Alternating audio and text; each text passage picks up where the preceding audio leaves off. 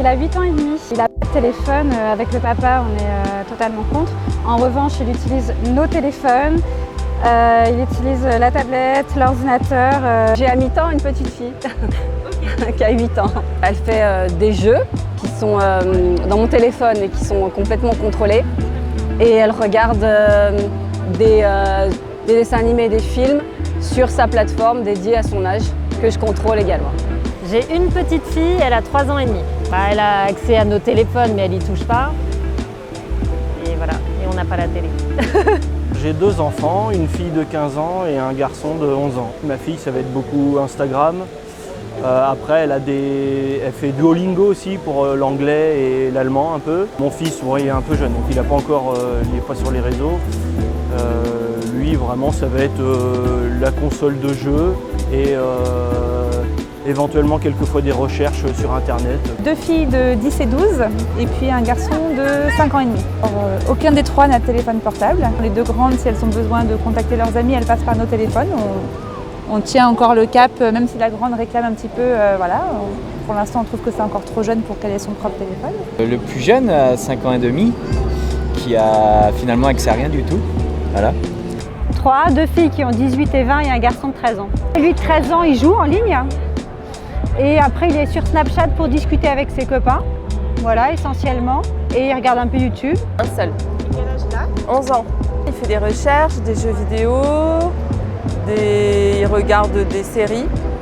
Ma petite fille qui a 9 ans. Ma petite fille n'a pas de téléphone encore, elle n'est pas assez grande pour ça.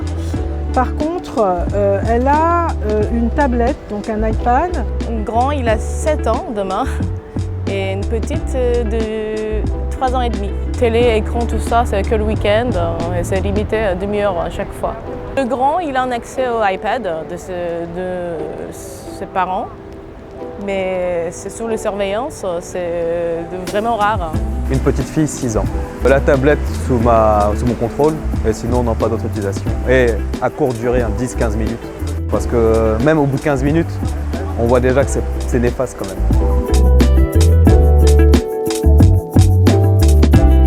Limitation. Éviter le temps d'exposition quand même. Pas trop d'écran. C'est horrible, j'allais dire lobotomisation.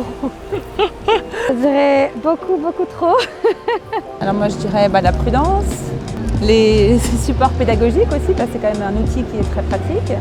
C'est ludique, c'est rapide et à bon escient, c'est enrichissant. Mais il peut y avoir des inquiétudes. Aujourd'hui, on voit avec les réseaux comme TikTok, etc., il est facile de tromper l'âge.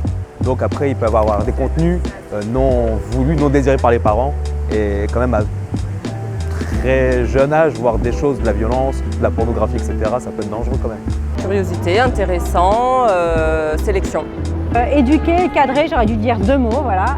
Netflix, parce qu'il est bilingue et c'est une occasion qu'il apprenne d'autres langues à travers d'autres forums que dans la maison, parce que je suis coréenne. On se prend un petit peu la tête dessus souvent, parce qu'il est pas d'accord quand je lui dis non. Non, pas vraiment. Il sait qu'au bout d'1 heure, ça suffit pour une journée. De temps en temps, oui, parce qu'elle est addicte, justement. Ça peut finir sur une dispute, en effet. Justement, on préfère expliquer pourquoi, par exemple, la grande n'a pas de téléphone. On préfère prendre le temps de lui expliquer pourquoi elle n'en a pas. Moi, je préfère gérer cette dispute-là, entre guillemets, qui est plutôt une discussion qu'une dispute, que de gérer la dispute si elle en avait un. Ça peut être un sujet de tension à certains moments, très clairement. On ajuste en fait en fonction de ce qui est possible.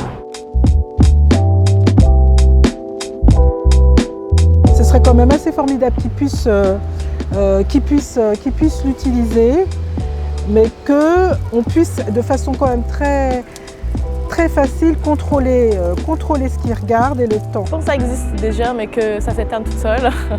Je garderai vraiment que quelques minutes par jour, voire par semaine. Vraiment, je ferai disparaître au moins la tablette.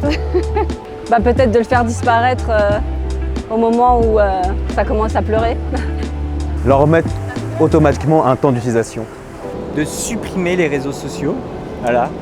au moment où on le souhaite, surtout à cet âge un peu compliqué de préadolescence. Moi, si j'avais une baguette magique, ce serait plutôt pour une espèce de solidarité entre les parents, de se dire on attend tous, peut-être qu'il faut que ça vienne de la loi aussi, de se dire on attend tous. Il y a eu un moment où j'utilisais aussi beaucoup trop et c'est vraiment par rapport à mon enfant de le voir en fait utiliser beaucoup trop que moi je me suis calmée. Bien sûr, ça a beaucoup de place. Pour me diriger dans Paris, j'ai Google, pour le métro, j'ai machin. Ah bah une place ultra quotidienne, puisque je travaille dans la communication, donc il n'y a quasiment que du numérique. Moi, je m'en sers pour travailler ou pour faire mes recherches ou pour le côté pratique. Mais je considère que je suis un peu trop sur écran, quoi, je pense comme pas mal de monde. Ouais. Après, je regarde pas la télé, mais je suis un peu accro au téléphone. Ça m'inquiète dans le futur, une fois quand il aura son téléphone portable à lui-même, que ça peut créer la même chose. On va être honnête, aujourd'hui c'est indispensable. Tout le monde a un téléphone pour faire des recherches, même pour voyager, pour surfer, etc. On travaille aussi sur nous un petit peu, c'est-à-dire de ne pas leur montrer un adulte avec un écran devant les yeux. Je pense qu'on a aussi notre devoir à nous de montrer l'exemple et de ne pas sans cesse être devant son téléphone. Chose que je fais, chose que je travaille.